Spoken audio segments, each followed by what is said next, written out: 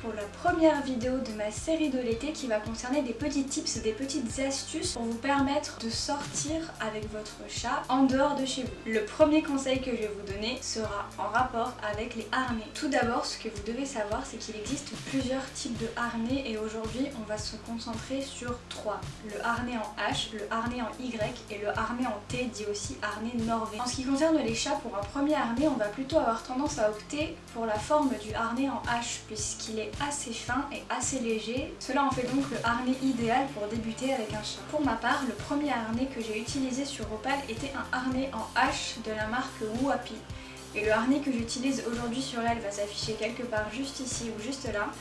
Et je ne connais pas véritablement la forme de ce harnais, mais il me fait beaucoup penser à un Y en beaucoup plus épais. Je ne pourrais que vous conseiller d'aller faire des recherches, de regarder la morphologie de votre animal, que vous ayez un chat ou un chien, pour faire en sorte de prendre le harnais qui sera le mieux adapté à sa morphologie.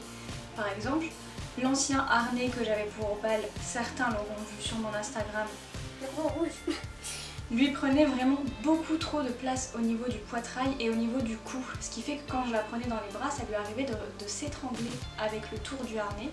C'est pour ça que j'ai fini par changer. J'en ai pris un qui respecte sa morphologie, que ce soit au niveau de son cou ou au niveau du peu d'espace qu'elle a entre les deux pattes avant.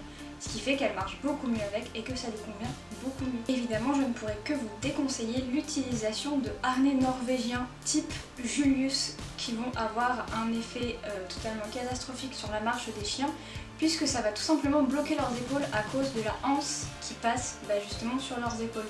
Il y a beaucoup de vidéos comparatives sur internet d'un chien qui marche avec un harnais norvégien type Julius et d'un chien qui marche avec un autre harnais qui ne va pas lui bloquer les épaules. Je vous invite à aller les regarder parce que c'est très révélateur. Si vous avez la possibilité d'emmener votre chat à l'extérieur, je vous conseille vivement de prendre votre chat avec vous et de vous rendre dans une animalerie, ce que j'ai fait avec Opal lors de l'achat de son dernier harnais.